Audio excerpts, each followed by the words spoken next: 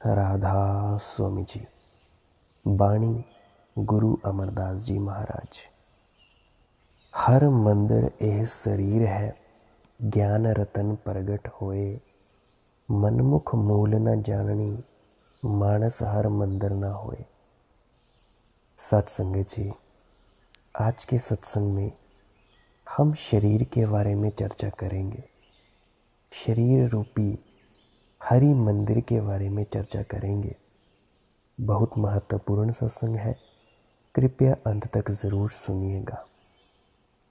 तो गुरु साहिब जी क्या फरमा रहे हैं? गुरु साहिब बड़े दावे से कहते हैं, हर मंदिर यह शरीर है, ज्ञान रतन प्रगट होए। कह रहे हैं कि शरीर ही मालिक के रहने का असली हरि मंदिर है। और जब भी परमात्मा मिलेगा, शरीर के अंदर से मिलेगा, देह या वजूद के अंदर से मिलेगा।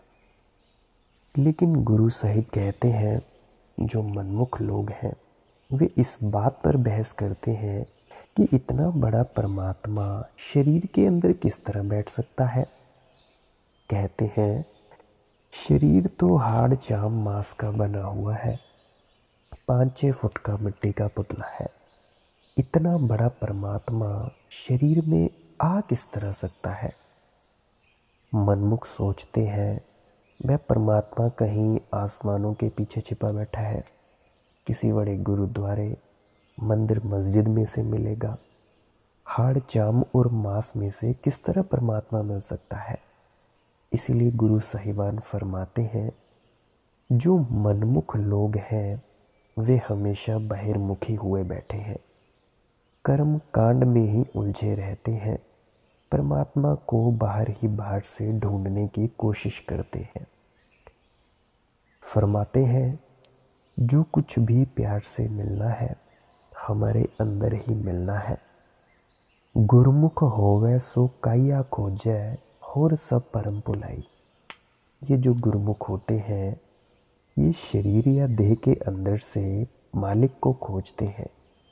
बाकी जो मनमुख होते हैं वे यहाँ ही दुनिया के बहमों भ्रमों में फंसकर दिन रात भूले फिरते हैं। हर मंदिर ए जीव साजिया, रखिया हुक्म सवार। धुर लेख लिखिया, सो कमावना कोई न मेटन हार। अब आप जी समझाते हैं, ये जो शरीर रूपी हरि मंदिर है, ये बनाया हुआ भी उस हरि या परमात्मा का है और बख्शा हुआ भी उस परमात्मा का है। यह उसी का अपना डिज़ाइन है, किसी दूसरे का नहीं है। और इसकी देखभाल संभाल भी वही करता है। हम समझते हैं कि हमें अपनी बहुत फिक्र है, लेकिन जिन संतों की आंखें खुली हैं वे समझाते हैं कि हमसे कहीं ज़्यादा हमारे पैदा करने वाले को हमारी फिक्र है। फरमाते हैं कि ये बनाया ज़रूर उस परमात्मा ने है, लेकिन जो जो कर्म हम लेकर आए हैं, जो जो हमारे प्रारब्ध कर्म है, उनका भी इसी शरीर में बैठकर हमें हिसाब किताब देना है। उन कर्मों को कोई मिटा नहीं सकता, भुगतना पड़ता है। आप देखें, परमात्मा को हमारी कितनी फिक्र है। आप जी महावीर के बारे में तो जानते ही होंगे, नहीं जानते तो गूगल में सर्च कर लेना। वे भूखमरी के कारण मरे। क्यों मरे? क्योंकि वे अपनी शर्तें रख देते थे परमात्मा से कि ऐसा ऐसा होना चाहिए तो मैं भोजन ग्रहण करूँगा, नहीं तो मैं नहीं करूँगा। उनके पास हज़ारों लोग आते थे भोजन लेकर, लेकिन फिर भी वे उसे ग्रहण नहीं करते थे। वे कहते थे कि मैं खुद भिक्षा मांगने जाऊंगा और उसी भोजन को ग्रहण करूंगा अगर सृष्टि या प्रकृति या भगवान मेरे इन शर्तों को मानेगा। वे कहते थे कि अगर भगवान मुझे जलाना चाहता है, जिंदा रखना चाहता है, तो ये होना चाहिए, तब मैं खाना खाऊंगा। तो इस तरह से परमात्मा हमारी बड़ी फिक्र करता है। आप लोग क्या सोचते हो कि चिड़ियाँ क्या कमाने जाती हैं कहीं पे? ये हमारे जितने भी जीव जंतु हैं, जानवर हैं, कहीं कमाने जाते हैं। मैं ये नहीं कहता कि तुम पैसा मत कमाओ, पर जोड़ने के लिए मत कमाओ। सिर्फ जीने के लिए जिस पैसे से आप इस्तेमाल कर सकते हैं उसके लिए कमाओ।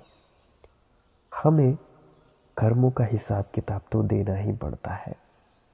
गुरु साहिब के कहने का मतलब है, हमें इंसान का शरीर जो मिला है हमारे प्रारब्ध कर्मों का नतीजा है। जो जो पीछे कर्म किए हैं उनका शरीर में बैठकर हमें अब हिसाब किताब देना है, और जो कर्म अब करेंगे उनका नतीजा भुगतने के लिए फिर हमें वापस अगला जन्म लेना पड़ेगा। इसलिए आप समझाते हैं कि ये कर्मों का हिसाब किताब तो हमें खुद ही शरीर में बैठकर देना पड़ेगा। अगर हम मालिक की रज़ा में रहकर मालिक के नाम की कमाई करते रहें तो हम खुशी खुशी प्रारब्ध कर्मों का हिसाब किताब दे सकते हैं। कर्मों का हिसाब किताब देना ही पड़ेगा, लेकिन नाम की कमाई करने से ख्याल इतना ऊंचा उठ जाता है कि हमें इनका ज़रा भी दुख महसूस नहीं होता। हम खुशी खुशी इन कर्मों का हिसाब किताब अदा कर सकते हैं। इसलिए रज़ा में रहना चाहिए, मालिक के हुक्म में रहना चाहिए। रज़ा में रहने से मतलब, रज़ा में रहने से मतलब है जिस हालत में परमात्मा रखता है उसी हालत में रहते हुए अनहद नाद को सुनते रहना है, या यूं कह लें नाम की कमाई करनी है, परमात्मा की भक्ति करनी है। संत नामदेव जी कहते हैं, जो राज देहता कवन बढ़ाई, जो भीख मंगावह तक क्या कट जाई। फरमाते हैं, मालिक अगर तू मुझे दुनिया का राजपाट भी दे देगा, दिल का सुकून भी दे दे जा, तो भी मुझे तेरी ही भक्ति करनी है, तुझसे ही प्यार करना है। अगर मुझे दुनिया में आकर दर व दर ठोकरें खानी पड़ेंगी तो कौन सा दाता का दरवाज़ा छोड़कर चले जाना है। मुझे तो फिर भी तेरी ही भक्ति करनी है। जिस प्रकार समुद्री जहाज़ के कौवे, जो कौवा होता है उसको जहाज़ के सिवाय बैठने का और कोई ठिकाना नहीं है, इसी प्रकार सोचकर देख लें हमारी आत्मा को मालिक के अलावा और कौन सा ठिकाना हो सकता है। जितना भी चाहे उड़ान भर लो, आखिर फिर मालिक के हुक्म में आना पड़ता है, मालिक की रज़ा में आना पड़ता है। इसलिए संत समझाते हैं, ये जो शरीर है, आप जी का शरीर है, ये प्रारब्ध कर्मों का नतीजा है। आपको पिछले जन्मों के पुण्य और पापों के कारण इंसान का शरीर मिला। पिछले जन्म में भी आप इंसान थे, अब फिर से आप इंसान बने हुए हैं। देह में बैठकर उन सभी पुण्यों और पापों का हिसाब किताब देना है, और हिसाब किताब देते हुए हर हालत में नाम की कमाई करनी है। ये नहीं कि पुण्यों का हिसाब किताब देते हुए आपका ध्यान ऐशो इशरत की तरफ चली जाए, आप परमात्मा को बिल्कुल ही भूल जाएं, या पापों का हिसाब देते हुए घबरा जाए, रोना पीटना शुरू कर दे, परमात्मा को भूल जाए। इस प्रकार होगा तो परमात्मा की भक्ति किस तरह करोगे, किस समय करोगे। शरीर में बैठकर हमें पुण्यों और पापों का हिसाब किताब तो हमेशा देते ही रहना है। इसीलिए संत कहते हैं, जिस हालत में परमात्मा रखता है उसी हालत में रहते हुए शब्द की कमाई करो, नाम की कमाई करो। इसके द्वारा प्रारब्ध कर्म खत्म हो जाते हैं, आगे कोई बुरा खोटा पाप कर्म नहीं होता। जो जन्मों जन्मों का कर्मों का भंडार इकट्ठा हो चुका है, संचित कर्म है, उनको जलाने के लिए एक ही चीज़ है, वो है शब्द की कमाई, नाम की कमाई। संचित कर्म होते हैं सूक्ष्म शरीर में, या यूँ कह लें कि सूक्ष्म शरीर जब जल जाता है, सूक्ष्म शरीर को जलाना है। जो सूक्ष्म शरीर को जला लेता है नाम की कमाई से वही मुक्त हो पाता है। संचित कर्मों का संबंध है मन से। जब मन शब्द को पकड़कर ब्रह्म त्रिकुटी अपने ठिकाने पर पहुंच जाता है, आत्मा इसके पंजे से आज़ाद हो जाती है। तब वे सारे कर्म निष्फल हो जाते हैं, वे असर ही नहीं कर सकते और आत्मा को खींचकर वापस दुनिया में नहीं ला सकते। इसलिए उनका सिलसिला हमेशा के लिए ख़त्म हो जाता है। जिस समय शरीर में बैठकर नाम की कमाई करके आप कर्मों का सिलसिला ख़त्म कर लोगे तो आपकी आत्मा निर्मल और पवित्र हो जाएगी, मालिक से मिलने के काबिल हो जाएगी। शब्द चिन्ह सुख पाया सच्चा नाय प्यार। अब गुरु साहिब फरमाते हैं, आप शरीर के अंदर बैठकर कितना ही सुख और शांति ढूंढने की कोशिश करें, कभी कामयाब नहीं हो सकेंगे। जिस चीज़ों में से सुख ढूंढते हैं वे टेम्परेरी हैं, थोड़े अरसे के लिए हैं। इन चीज़ों का सुख और आराम भी टेम्परेरी है, थोड़े समय के लिए होता है। जो भी थोड़े बहुत सुख नज़र आते हैं वे भी समय पाकर धीरे धीरे दुखों में बदलने शुरू हो जाते हैं। गुरु साहिब कहते हैं, जब तक हम इन कर्मों का हिसाब किताब देने में लगे हुए हैं तब तक हम इस देह में बैठकर हमेशा के लिए सुख किस तरह प्राप्त कर सकते हैं, शांति किस तरह प्राप्त कर सकते हैं। कहते हैं, अगर आप अपने ख्याल को अंदर आँखों के पीछे लाकर अनहद नाद शब्द से जोड़ लेंगे, नाम से जोड़ लेंगे, तो आप हमेशा के लिए सुख प्राप्त कर लेंगे, शांति प्राप्त कर लेंगे। क्योंकि आप कर्मों के सिलसिले से ही ऊपर निकल जाते हैं, दुखों और सुखों से ही अपने मन को ऊपर ले जाते हैं। सुख दुख आँखों के नीचे ही रह जाते हैं, आप आँखों के ऊपर चले जाते हैं। गुरु नानक देव जी कहते हैं, शब्द सुरत सुख उपजै प्रभ रातौ सुख सार।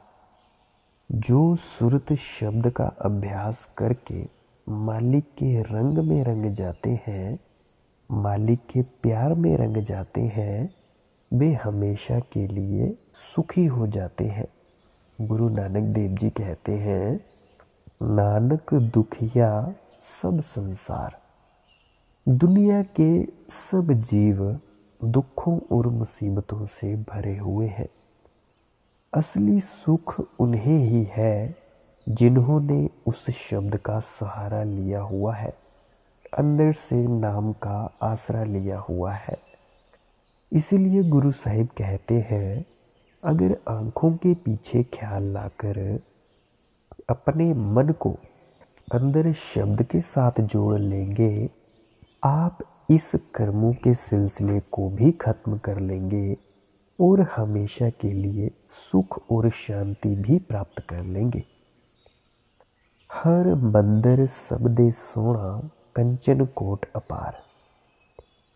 अब आगे समझाते हैं, अगर आप ख्याल को अंदर शब्द से जोड़ लेंगे, जो आपकी देह है यह कंचन यानी सोने की बन जाएगी और आपका देह में आने का मकसद पूरा हो जाएगा। किस लिए परमात्मा ने इंसान का शरीर दिया? क्यों? ताकि कर्मों का सिलसिला ख़त्म कर सके, आत्मा को निर्मल, प्योर और पवित्र बना सके, ताकि वापस जाकर मालिक से मिलने के काबिल बन सके।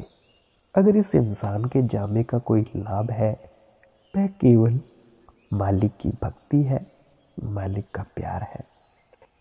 बेटे बेटियां तो हमें हर जन्म में मिलते आए हैं, खाना पीना ऐशो इशरत हम हमेशा करते आए हैं। जो अनोखी चीज़ है, जो पीछे नहीं रह सकते, पीछे नहीं कर सकते, अब कर सकते हैं, वह केवल मालिक की भक्ति है, नाम की कमाई है। इसीलिए गुरु अर्जुन देव जी फरमाते हैं, 184 जोन सवाई मानस को प्रभ दी वड्याई, इस पौड़ी ते जो नर चूकै, सो आए जाए दुख पाईदा। ये जो इंसान का जामा है, यह सीढ़ी का आखिरी डंडा है। कोशिश करेंगे तो अपने घर में चले जाएंगे, अगर ऊपर से डंडे से भी पैर फिसलता है, सीधे नीचे आकर गिरते हैं। गुरु साहिब कहते हैं कि अगर इस मौके से फ़ायदा उठाकर शब्द की कमाई करेंगे, आपका देह के बंधनों से हमेशा के लिए छुटकारा हो जाएगा। अगर उसी प्रकार आप विश्व विकारों, शराबों में, मज़हबों, कौमों, मुल्कों के झगड़ों में फंसे रहना है आपको, इन सभी का कर्मों का नतीजा भुगतने के लिए आपको बार बार इस शरीर में आना पड़ेगा। कभी आप कुत्ते की तरह काम करेंगे, दर दर की ठोकरें खाएंगे, कभी आप घोड़े की तरह दौड़ेंगे, बैल की तरह कमाएंगे, कभी आप सूरों की तरह अपने बच्चे ही बढ़ाते चले जाएंगे। तो ये सारी चीज़ें आप करेंगे और पता नहीं कि आगे फिर से 150-200 जन्मों बाद फिर से आपको मौका मिलेगा गुरु से मिलने का। तो इसीलिए महात्मा समझाते हैं कि उस मंजिले मकसूद को अपनी आँखों के सामने रखो, उद्देश्य की खोज करो, उस रूहानी सफ़र को तय करो। फिर क्या पता कि आपको कौन सी जगह जाकर जन्म लेना है, जहाँ भूले भटके भी हमारा ख्याल मालिक की भक्ति की तरफ ना जा सके। इसीलिए हम दुनिया के जीव इंसान का जामा मिलने के असली मकसद को तो भूल जाते हैं, इंद्रियों के भोगों में पड़े जाते हैं। हम इतना इन इंद्रियों के गुलाम बन जाते हैं कि और तो और अपनी मृत्यु को भी भूल कर बैठ जाते हैं, इस शरीर रूपी कपड़े की मौत को भी भूल कर बैठ जाते हैं। रोज़ देखते हैं हमारे साथी शरीर रूपी कपड़ा छोड़ते जा रहे हैं, एक एक के साथ होकर खुद उनको मरघट में छोड़ कर आते हैं। मरघट मतलब शमशान। खुद आंखों से देखते हैं कि जिन शक्लों से वे प्यार करते थे, जितनी दौलत से वे प्यार करते थे, पहाड़ जितनी दौलत इकट्ठी करते थे, उनमें से कोई चीज़ उनके साथ नहीं गई। लेकिन हमारे मन में एक ही वहम और भ्रम रह जाता है कि शायद उनके साथ नहीं गई, हम सब कुछ ही इकट्ठा करके अपने साथ ले जाएंगे। इसीलिए संत कहते हैं कि कभी उस समय और वक्त को तो आंखों के आगे रख कर देखो, उस समय कौन आपकी सहायता करेगा, कौन आपकी मदद करेगा। हम लोग उस समय और वक्त के बारे में तो सोचते नहीं, सारा दिन देह की ईगो और अहंकार में ही फंसे रहते हैं, अहम में ही फंसे रहते हैं।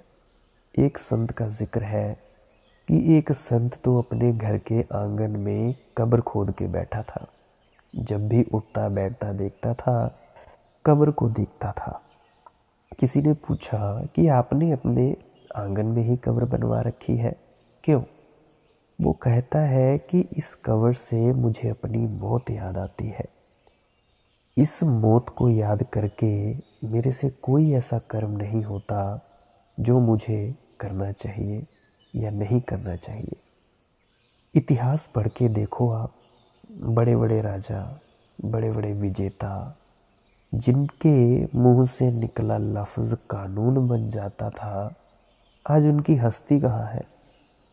क्या आपके बाप दादा परदादा वो भी बड़ी बड़ी हस्तियां रहे होंगे, उनकी हस्ती कहाँ है? आज उनकी कब्रों को हम ठोकरें मार मार कर गुजरते हैं। उनकी हड्डियों का चूरा हमारे पैरों के नीचे आकर ख़राब हो रही है। उनकी मिट्टी उड़कर हमारी आँखों का सुरमा बन रही है।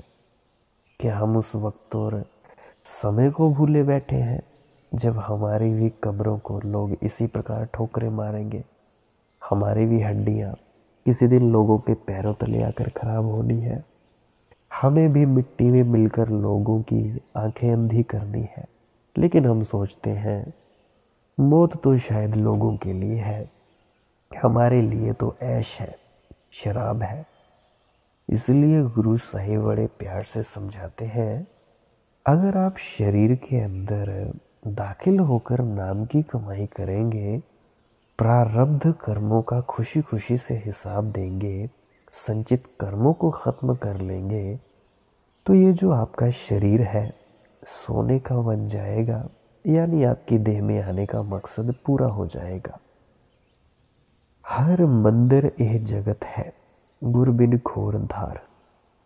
गुरु साहिब जी अब समझा रहे हैं कि जिस वक्त देह में आने का आपका उद्देश्य पूरा हो गया, मकसद पूरा हो गया, यानी देह के अंदर जाकर नाम की कमाई करके परमात्मा के दर्शन करने लग गए, परमात्मा से मिल गए, फिर आपको ये समझ आती है कि आपका शरीर ही मालिक के रहने का हरि मंदिर नहीं है।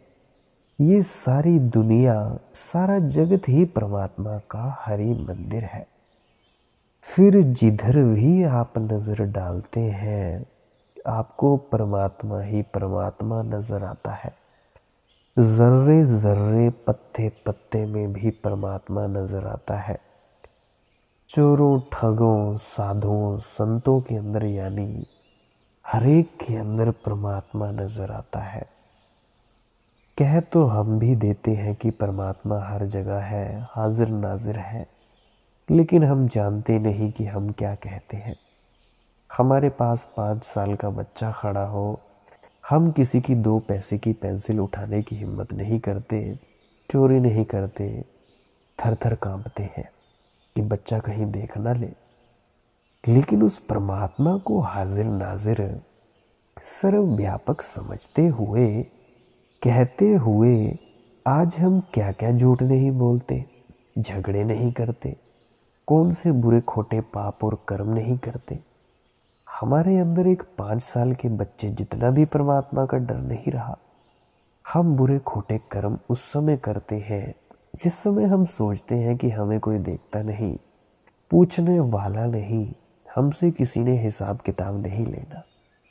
गुरु साहिब कहते हैं ये सारी दुनिया उस मालिक का हरि मंदिर है, जर्रे जर्रे पत्ते पत्ते में समाया हुआ है, हर एक के शरीर के अंदर है। आप दुनिया को धोखा दे सकोगे, उस सर्वव्यापक परमात्मा को किस तरह धोखा दोगे? अगर संतों की इतनी सी बात समझ आ जाए कि परमात्मा एक है, हम सबके अंदर बैठा हुआ है और हम सभी को अंदर ही परमात्मा को मिलना है, और जो कुछ करते हैं परमात्मा देखता है, हर चीज़ का हिसाब किताब मालिक को देना पड़ेगा। ये बिल्कुल आम सच्चाई है जो हर एक की समझ में आ सकती है। तो मैं कहता हूँ कि इनको मानने से सारी दुनिया की हालत बदल सकती है। हम उस वक्त एक दूसरे से भिड़ते हैं जब कोई कहता है परमात्मा मंदिर में रहता है, कोई कहता है गुरुद्वारे में रहता है, कोई कहता है चर्च में रहता है, कोई कहता है काबा मक्का मदीना में मिलेगा, कोई कहता है अमरनाथ में मिलेगा, जगन्नाथ में मिलेगा, या किसी और सरोवर में स्नान करने से मिलेगा। हम उस वक्त बुरे और खोटे पाप कर्म करते हैं जिस समय ये समझते हैं कि हमें कोई देखता नहीं, हमें कोई पूछने वाला नहीं। अगर पता हो कि पूछने वाला अंदर बैठा हुआ है, हमें देखने लगा हुआ है, बुरे खोटे पाप कर्म क्यों करें? इसीलिए गुरु साहिब समझाते हैं जिस समय देह में बैठने का आपका मकसद पूरा हो जाएगा, देह के अंदर आप परमात्मा को देखना शुरू कर देंगे, और फिर सारी दुनिया आपके लिए मालिक का हरि मंदिर बन जाएगी।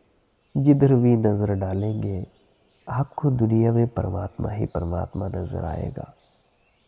दूजा पाऊ कर पूजते मनमुख अंध गवार।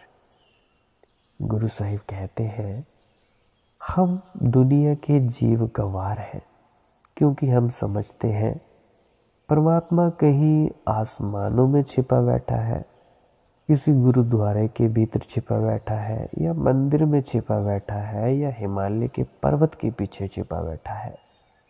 इसीलिए हम जो जी चाहे करते रहे। गुरु साहिब कहते हैं हम मूर्ख हैं, अंधे हैं, हमें समझ ही नहीं आती कि परमात्मा शरीर के अंदर बैठा हुआ है, परमात्मा सारी दुनिया में समाया हुआ है और हमें अपने हर कर्म का हिसाब किताब देना पड़ेगा। ये दुनिया कर्म भूमि है। हम लोगों को धोखा दे सकते हैं, उस मालिक को किस तरह धोखा दे सकते हो? जिथै लेखा मंगिए तिथै देह जात न जाए। गुरु नानक देव जी कहते हैं कि अच्छी तरह सोचें, समझें और विचारें कि यहाँ आपके कर्मों का हिसाब किताब होना है। वहाँ ना तो आपकी किसी ने जाति पूछनी है, ना वहाँ किसी ने शरीर को पूजना है। शरीर तो आग के सुपुर्द हो जाता है, मिट्टी के सुपुर्द हो जाता है। कोई सवाल नहीं पूछेगा आप सिख थे, हिंदू थे, जैन थे, ईसाई थे, क्या थे, स्त्री या पुरुष थे। वहाँ आपका मालिक से मिलने का इश्क देखा जाता है, प्रेम देखा जाता है, प्यार देखा जाता है। इसीलिए आप फरमाते हैं कि जाति पाति का भेदभाव छोड़ दें, अपने अंदर शब्द या नाम की कमाई करने का शौक पैदा कर। साच रते से उबरे दुखिए दूजे भाई। आप फरमाते हैं जो खुशकिस्मत अपने अंदर से ख्याल को शब्द के साथ जोड़ लेते हैं वे इस भव सागर से पार हो जाते हैं। दुखिए दूजे पाए। जो नाम के साथ ख्याल नहीं जोड़ते, बहमों भ्रमों या संकल्पों में ही फंसे रहते हैं, वे अब भी दुखी हैं, आगे भी दुखी रहेंगे। यानी उनको बार बार जन्म मरण के दुखों में आना पड़ेगा। वे मरेंगे, फिर से जन्म लेंगे। जन्म लेने से पहले तो उनका मोह मिटता नहीं। शरीर से मोह होता है, रिश्तेदारों से मोह होता है। इसीलिए तो 16 दिन की क्रिया करते हैं हम। कभी हम 1 साल की क्रिया करते हैं, फिर 4 साल की क्रिया करते हैं। मुसलमान भाइयों में तो 25 साल तक ख़त्म होता है। तो ये अलग अलग क्रियाक्रम हम करते ही रहते हैं ताकि आत्मा का मोह हमसे छूटे, उसके पुराने संबंधियों से, सगे संबंधियों से छूटे। सबसे पहले तो उसको 3-4 घंटे पता ही नहीं लगता है कि भाई मैं मर गया हूँ। किसी भी आत्मा को नहीं पता लगता, क्योंकि सेम जैसा आपका ये शरीर है ऐसा ही आत्मिक शरीर या सूक्ष्म शरीर सेम टू सेम ऐसा ही होता है, पर बिना कपड़ों का। और जब आप मरते हो, ये शरीर छोड़ते हो, तब आप देखते हो कि शरीर तो चल रहा है, मैं नहीं मरा।